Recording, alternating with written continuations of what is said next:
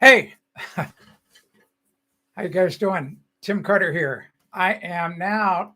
Let's trying to figure out here. I'm trying to figure out how to get this crazy chat to work today. But I'm not. I am so frustrated with this chat. I understand from yesterday that the chat was working, and um, I couldn't see any of the things that you were typing. And now today, I don't even see any place where I can type.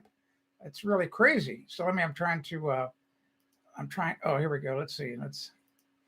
I'm trying to look on my dashboard to see what's going on. Now I've completely lost the entire menu. So I we got to figure out how to get this chat thing to work. This is unacceptable. Let's see. Oh, we don't want to do that. Let's send feedback. It's, oh my gosh. Okay. Anyway, thanks for tuning in. I'm Tim Carter, founder of AskTheBuilder.com. Frustrated with this chat thing. I have got to figure out how to make that work. So frustrating. I'm afraid to actually hit the refresh button of this whole thing because I think it'll crash the stream and then nothing works. So whatever. I'll figure it out. We'll have it figured out by tomorrow. Okay. So I want to thank today's sponsor, Stain Solver. They're amazing company, an amazing product. Certified organic oxygen bleach, cleans anything water washable. Just go to stainsolver.com, watch a bunch of the videos. You'll get it right away. It's really a simple product. It's just fantastic. Cleans anything that's water washable. Okay, today we're going to talk about this in a little bit, in just a few minutes, just a few moments. Tape measure. All right. So, but there's a big difference between this one and another one that's almost identical, made by the same company. And I think the average person might never realize this at the store when you go to buy it. Then we're going to talk about Mike in his electrical bid review situation.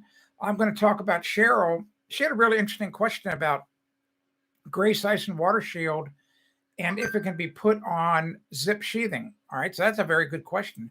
And then Mark has got a problem with his chimney cap. And you're just not going to believe it. I wish I could show you the photos. I'll do a really good job of describing it to you.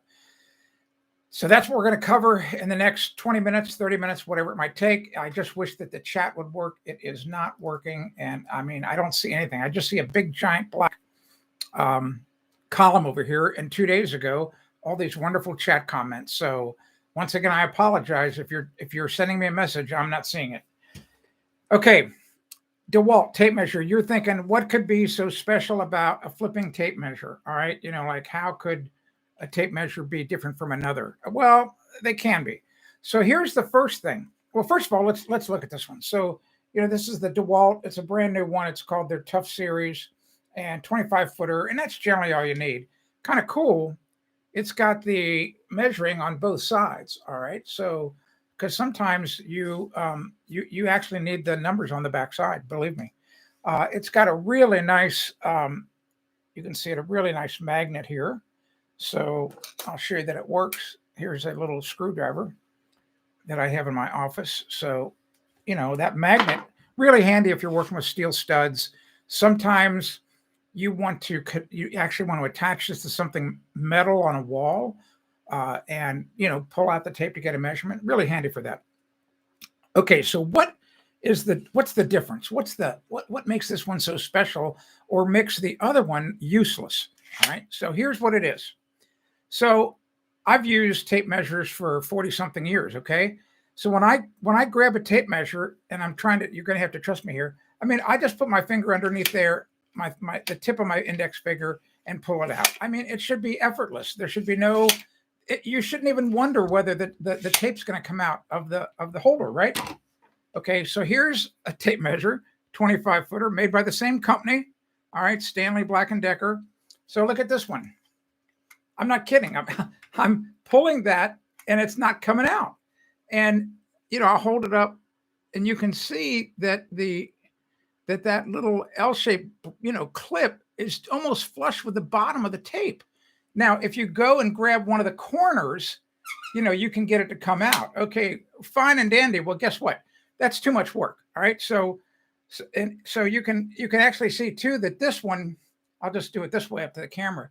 So when you push this is what's happening. It's got such a bad design that goes all the way up, and no wonder your finger slides along here and can't pull it out. Okay, so this one, the new DeWALT one, let's see if I do this right. Kind of hard to do this, let's see. Oh, I think I was doing it this way, right? So I'm pushing it as hard as I can, and it goes against the top, but I can still push it out. All right. So when you go to buy a tape measure, it's that simple. Actually, typically you can take it off the wall shelf and you can just test it. See how easy it is for you to, just to put your finger there and pull it out. All right. That's the first thing you need to do. And here's another really interesting thing. It's kind of hard to do on the video here. I have a column on my website about this, and I have photographs. You would be stunned how different tape measures are much harder to read than others. I know that sounds crazy. You don't believe me? I'm telling you, I've got photographs that prove it. So when you go to buy a tape measure, actually pull it out and look at it and see if you can clearly understand the markings, see if you can clearly see the numbers. I know it sounds nuts, but it's true. It's absolutely true. So I really like this one. I've already been using it now for about 2 weeks. It's a great little tape measure. And once again, you can get 30 footers, 35s. The average person, I don't think you'll ever need more than 25. So 25 is a really great size. And I like the thickness of it. This Fat Max one is way too thick. I mean, if I hold them up, you might not be able to tell the difference, but this one is just a little too thick. I don't like it at all. So probably going to throw this away, or I'll give it to somebody, but I don't want to throw it away, but it's basically useless. So anyway, DeWALT, it's called the Tough Series. DeWALT Tough Series. Check it out. Right there. The Tough Series. Okay. Once again, I really apologize. If you're sending me a message, you can go ahead and send me a message. And in fact, I would love to see the messages. Go ahead and chat, send me a message. And you might be able to do me a favor. Yesterday, one of the viewers, Christina, she did me a big favor, and she copied all of the chat messages, and she then pasted it into an email and sent me all of them so I could see them. And if you could do that, I would really appreciate it. At the end of the live stream here in about 20 minutes or so, if you could just copy them all and send them, that would be great. I'm so frustrated that I'm not seeing them at all. It just doesn't make sense. And if you know how to refresh them, how to make it refresh without killing the live stream, send me an email about that. I looked that up on YouTube last night. I couldn't find anything. I couldn't find a thing about it. So, we'll figure it out. So just be patient. Be patient. I'm going to figure this out somehow. I don't know how yet, but, and that's a problem with YouTube and Google and some of these big corporations. They're so big that they don't have telephone customer service. They're just so big. And, I don't want to say they don't care about us, but that's sometimes the feeling that I get. All right. So, but that's just me. I'm just one person. Let's talk now about Mike and his electrical bid situation. About probably 6 weeks ago, Mike reached out to me, and I was looking at a message that just slid in from a buddy of mine from high school. Maybe he had an idea how to fix the chat. Anyway, Mike reached out to me. He was getting some quotes on getting a new service panel, a new service entrance cable, as well as a new circuit breaker panel. And the bids were kind of confusing, and he didn't want to make a mistake. So, I offer this phone coaching service. I did it with Zoe in New Mexico this past spring. I helped her put in her plumbing. She's 2,000 miles away from me, and over the phone, using my my plumbing plan that I drew for her, I helped her out. She did a wonderful job. So in Mike's case, he sent me the bids, and the big problem that you might have, and the reason I'm sharing this story is because it's really hard for you to get bids. I know that. And you know why it's hard for you to get bids? Not because they're not calling you back, but if you are lucky enough to get 3 different contractors, you typically are relying on them to tell you what to do. Well, that makes it impossible to get bids that you can compare, because the three contractors, the four contractors, they're all likely going to tell something different, or they're going to spec a different product. So how are you supposed to be able to compare GAF shingles, to Owens Corning or whatever it might be? In the real world, in the world that I used to live in, where I did a lot of work for 2 or 3 architects, that's not how it works. What happens is the architects draw plans, and I'm not saying that you need to hire an architect to draw a plan for a tiny little job, but you'll understand this. The architect draws a plan. Frequently on the plan, there's a lot of great notes. Sometimes there are even a document, maybe 5-10 pages long, of written specifications, where things that are not on the plan, but they're in the specs. Okay, so that becomes the document that all of us builders bid on. So we're all of us builders are bidding the exact same thing. The architect told us what to do. If we get the job, we have to do it exactly as it is on the plan and in the specifications. So you can see how a homeowner in that situation, it's really easy for them to compare bids. So how does this work for you? How do you avoid the situation that Mike was in? Well, it's not too hard. It just takes a little work, and that's where most people, that's what they find distasteful. You might not want to do this. You have to basically kind of go online, and you have to do just a little bit of research, a little bit of reading to find out about how things are done in that particular project. But here, I'll give you a really easy example. Let's say you want a new front door. You just want to get a new front door put in. You don't like your front door, and you just want to switch it out. It's a pretty standard 6 foot wide. It's one of those 3 foot wide doors with 2 side lights, standard height. So you go, how hard could this possibly be? All right, you're right. It's not that hard. But what you would do, you would start by you would pick out the door. You're going to pick out the door long before you call any contractor.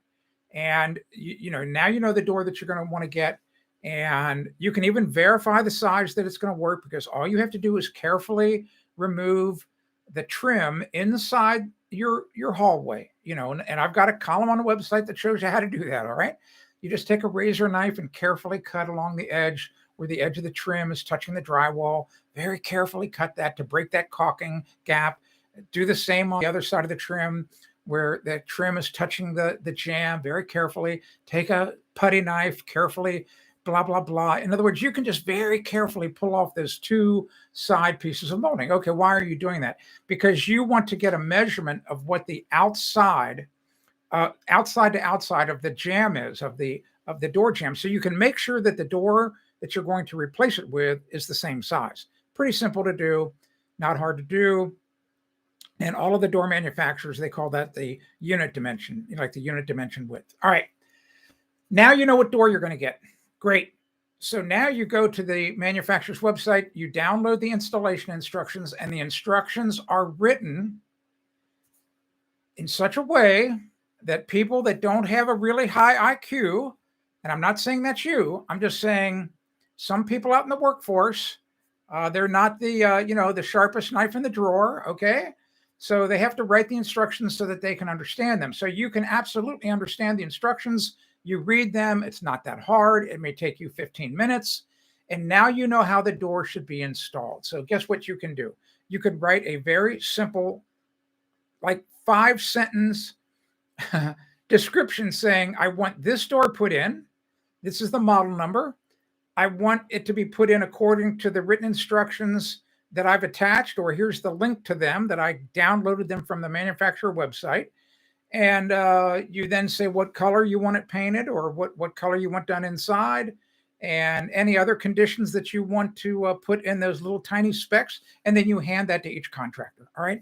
Takes a little bit of work, but guess what? All of the bids that come back are going to be, they have to do exactly what you had on that piece of paper. And that's what you want.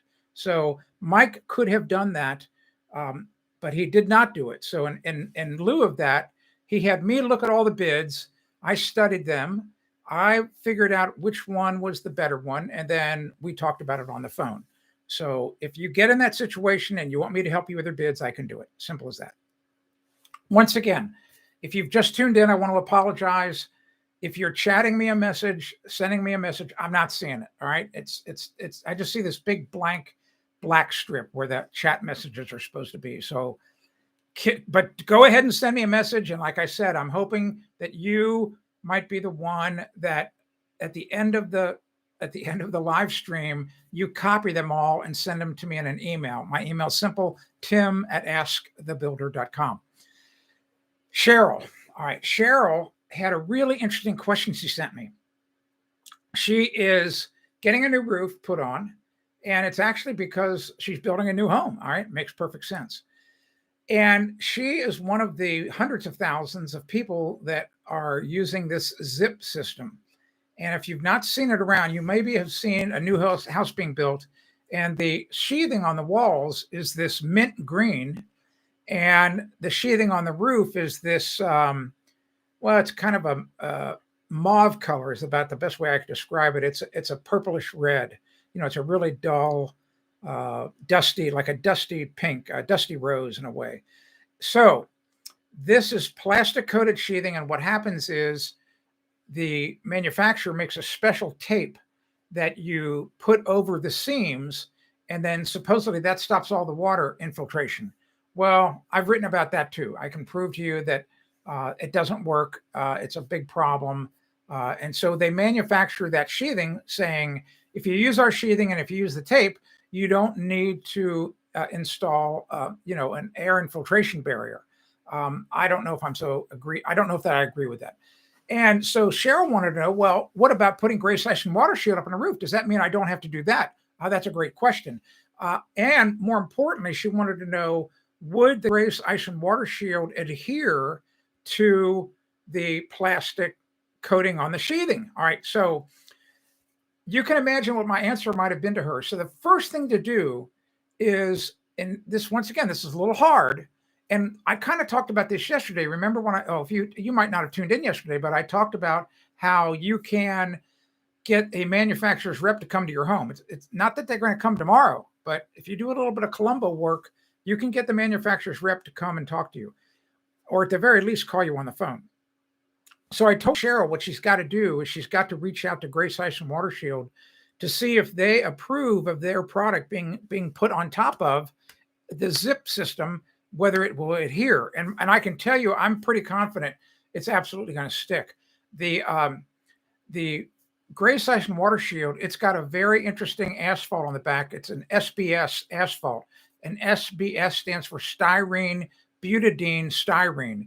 And that's a very fancy chemical that they blend into the asphalt. And I'm telling you what, it makes it so sticky, you can't believe it. I mean, I've worked with Grace Ice and Water Shield for many, many years. And if you're working with it in the sun on even like a 50 or 60 degree day, when you take the backing off if you got that Grace Ice and Water Shield in the sun for much more than 2 or 3 minutes, and you let it touch the roof and you don't have it aligned right, forget it. You're not pulling it up. I mean, you just have to cut that little patch out. It's horrible. I mean, there's a way to put it down, much, much too hard to describe here on one of these live broadcasts. But I think that the Grace Ice and Water Shield is going to stick. But I just told her it doesn't matter what I think. It doesn't matter. And it doesn't matter what a person at Home Depot thinks, or Lowe's, or the big local lumberyard. Why? Because they're not going to back the warranty. It's Grace Ice and Water Shield is who's on the warranty. So I told her, you've got to reach out to them, see what they say.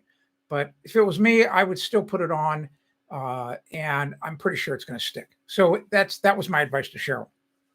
Once again, if you've just signed on, the chat's not working. I'm not seeing the chat, and I'm really upset about it. I'm trying to disguise it, but it's so much fun when the chat's there because I get feedback from you. You ask me questions that have, to follow up about what I'm talking about. I can answer them, but right now I'm blind. I just don't see them. So I'm going to come up with some other way. We have to come up with a backup, and I'm going to think about that tonight. But this is unacceptable as far as I'm concerned. So I apologize. I'm not seeing what you're sending to me. All right, Mark. So Mark, I don't know if Mark built the house or if he inherited the house, but whoever built the chimney on Mark's house did a really bad job, because what they did, as they're building this chimney, it's a masonry chimney. It had a clay flue liner from the one fireplace. It had another flue liner for a water heater. Well, the inside of the chimney was hollow. I know this sounds crazy, but they put all the brick around the outside. But if you were to take the chimney crown off, there's nothing inside but the flue liner. So that's not the way to build chimneys. Chimneys should always be solid. So you have to fill it with block. You have to fill it with rubble. As you build it, you're just constantly filling in all those gaps. The entire chimney's got to be completely solid. There's a reason for that. And the biggest reason, of course, with the wood burning fireplace flues is that it makes the chimney much more safe and makes it very, very hard for any flue gases to get through to any wood that's in your home. So if you're building a new chimney, or if you're getting one rebuilt, this really important tip, you got to make sure that you write down, and you got to make sure that the contractors take photos every other foot and can prove to you that they're doing it the right way, that they're filling in the entire chimney with brick and concrete block and mortar and rubble so that it's all completely solid. All right. How did that happen? And I wanted to know, like, how in the world could they pour the chimney crown floating in midair? Well, they put a piece of plywood down and they put the chimney crown on top of this piece of plywood. So when the chimney crown failed and he had to replace that, all of a sudden he found the plywood, and then he lifted the plywood up and he found the nightmare that this giant, the chimney wasn't filled, wasn't built right. So I told him what to do. There's a way that, it's, as long as it's not too tall, you can very slowly fill it with like a mortar slurry. You have to be really, really careful. You have to do it in lifts. You can't do it all at once. It puts too much pressure if you've got some weak brick down somewhere in the chimney. But he can just mix up, just like a slurry. Think of a really thin type of applesauce is about the best way to describe it. Maybe pour 6 inches at a time, and then just work your way all the way up. And now all of a sudden you've got a solid masonry chimney. So anyway, that was Mark's problem. And I want to know what your problems are. All right. But just about building and remodeling. If you have any personal problems, I don't want to hear about them. I'm not a psychologist. I have a friend of mine who is, but, and if you want to discuss philosophy, forget about it. I'm not discussing philosophy either. So I just want to remind you, I cannot see any chat messages. So I apologize to you. If you're sending me messages, I'm not seeing them. It's frustrating, and we're going to get through it. I'll figure out tomorrow how to make that daggone thing work. So that's really about it today. That's all I've got for you. Once again, really great tape measure, this DeWALT Tough Series. I really like it a lot.